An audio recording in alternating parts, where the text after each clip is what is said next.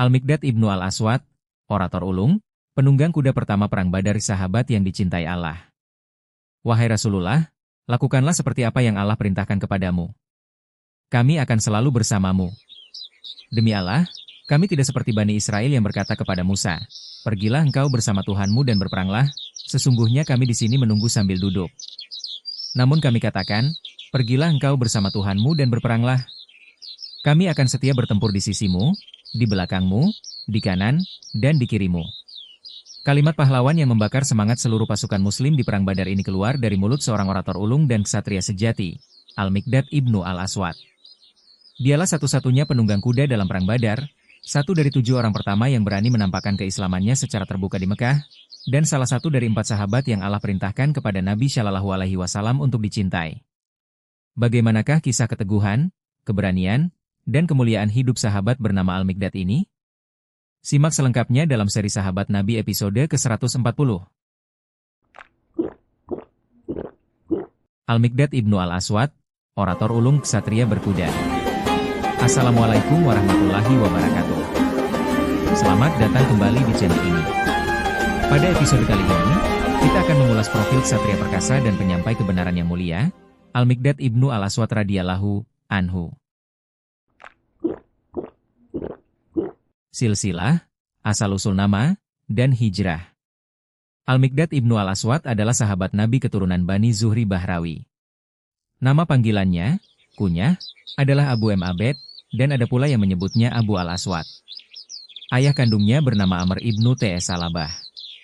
Namun, mengapa ia lebih dikenal sebagai Al-Miqdad ibnu Al-Aswad? Nama Al-Aswad dilekatkan padanya karena ia pernah membunuh seseorang di Bahra, lalu melarikan diri ke Kindah dan menjadi sekutu di sana. Karena itulah ia sempat disebut Al-Miqdad Al-Kindi. Namun di Kindah, sebuah insiden pembunuhan kembali terjadi, sehingga ia terpaksa melarikan diri ke Mekah dan meminta perlindungan, ijarah, kepada Al-Aswad ibnu Abdu Yaghuts Al-Zuhri. Al-Aswad kemudian menjadikannya anak angkat dan melipat gandakan kehormatannya. Di Mekah pula, Al-Miqdad menikah dengan Dubaah binti Al-Zubair, sepupu Rasulullah Shallallahu Alaihi Wasallam. Al-Miqdad termasuk dalam golongan pertama yang memeluk Islam, As-Sabiqun Al-Awwalun. Ibnu Mas'ud mencatat bahwa ia adalah satu dari 7 orang pertama yang secara terbuka menyatakan keislamannya di Mekah di tengah ancaman Quraisy. Ia sempat ikut dalam rombongan muhajirin yang hijrah ke Abisinia, Habasyah, tetapi tidak lama kemudian ia memutuskan untuk kembali ke Mekah. Strategi lolos dari Mekah ke Madinah. Ketika Rasulullah Shallallahu Alaihi Wasallam dan mayoritas sahabat telah hijrah ke Madinah, Al-Miqdad dan sahabat lainnya, Utbah ibnu Ghazwan, belum bisa meninggalkan Mekah karena ketatnya pengawasan kafir Quraisy. Namun, kesempatan emas akhirnya tiba.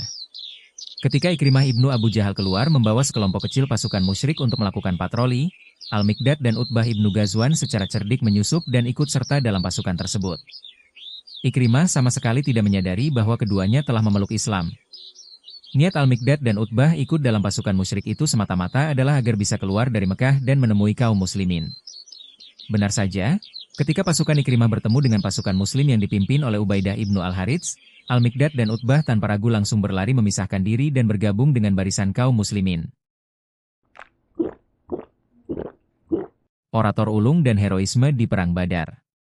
Saat Perang Badar meletus, Al-Miqdad membuktikan keberanian dan keperwiraannya yang luar biasa demi membela agama Allah. Abu Ja'far Al-Tabari menceritakan, ketika Rasulullah Shallallahu Alaihi Wasallam mendengar kabar bahwa kaum Quraisy mengirim pasukan besar untuk melindungi kafilah dagang mereka, beliau memanggil sahabat-sahabat utama untuk bermusyawarah.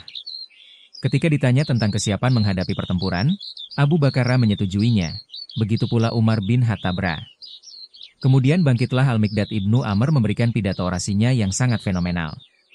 Al-Miqdad, wahai Rasulullah, lakukanlah seperti apa yang Allah perintahkan kepadamu. Kami akan selalu bersamamu. Demi Allah, kami tidak seperti Bani Israel yang berkata kepada Musa, "Pergilah engkau bersama Tuhanmu dan berperanglah, sesungguhnya kami di sini menunggu sambil duduk." Tapi kami katakan, "Pergilah engkau bersama Tuhanmu dan berperanglah. Kami akan setia bertempur bersamamu." Demi Zat yang telah mengutusmu dengan kebenaran, seandainya engkau mengajak kami berangkat ke Abisinia sekalipun, niscaya kami siap menyertaimu apapun yang terjadi. Wajah Rasulullah Shallallahu Alaihi Wasallam yang tadinya tegang dan memerah karena risau, seketika berubah menjadi gembira dan berseri-seri. beliau mendoakan kebaikan yang berlimpah untuk Al-Miqdad. Abdullah ibnu Mas'udra yang menyaksikan peristiwa itu pernah berkata, "Aku pernah menyaksikan suatu peristiwa yang melibatkan Al-Miqdad. Sejak peristiwa itu, keinginanku untuk menjadi sahabat dekatnya melebihi apapun yang ada di muka bumi ini." Tak hanya tangkas berorasi, di medan perang Al-Miqdad adalah ksatria sejati. Ibnu Al-Atsir dalam kitab Asad Al-Gabah mencatat sebuah fakta sejarah yang menakjubkan. Pada saat perang Badar, tidak ada seorang pun sahabat yang memiliki dan menunggangi kuda selain Al-Miqdad. Al-Miqdad juga memainkan peran yang sangat penting dalam perang Uhud dan seluruh peperangan lainnya bersama Rasulullah Shallallahu Alaihi Wasallam. Kedudukan istimewa, hadis, dan diriwayatkannya kiamat. Kedudukan Al-Miqdad di sisi Allah dan Rasulnya sangatlah agung. Imam Tirmidzi meriwayatkan bahwa Rasulullah Shallallahu Alaihi Wasallam pernah bersabda, "Sungguh, Allah telah memerintahkanku untuk mencintai 4 orang. Dan dia memberitahukan kepadaku bahwa dia juga mencintai mereka." Ketika para sahabat bertanya siapa mereka, Nabi Shallallahu Alaihi Wasallam menjawab, "Ali," beliau sebutkan 3 kali, "Abu Dzar, Al-Miqdad, dan Salman." Dalam riwayat lain dari Ali bin Abi Thalib, Rasulullah Shallallahu Alaihi Wasallam juga menyebutkan 14 orang pilihan yang cerdas, dapat menjadi wakil, dan bersifat lemah lembut, di mana Al-Miqdad termasuk di dalamnya bersama Hamzah, Ja'far, Abu Bakar, Umar, Ali, Hasan, Husain, Ibnu Mas'ud, Salman, Ammar, Hudzaifah, Abu Dzar, dan Bilal. Al-Miqdad juga merupakan seorang perawi hadis. Para sahabat besar seperti Ali bin Abi Thalib, Ibnu Abbas, Al-Mustawrid bin Syaddad, serta para tabi'in seperti Abdurrahman bin Abu Layla dan Jubair bin Nufair meriwayatkan hadis darinya. Salah satu hadis terkenal yang diriwayatkan oleh Al-Miqdad menceritakan kondisi hari kiamat. Jika tiba hari kiamat, matahari akan didekatkan kepada para hamba hingga sejarak 1 atau 2 mil. Matahari itu melebur mereka hingga keringat mereka mengalir deras sesuai dengan amal perbuatannya. Al-Miqdad menyebutkan ada yang keringatnya sampai mata kaki, lutut, pinggang, hingga ada yang tenggelam oleh keringatnya sendiri. Akhir hayat dan wafatnya Al-Miqdad.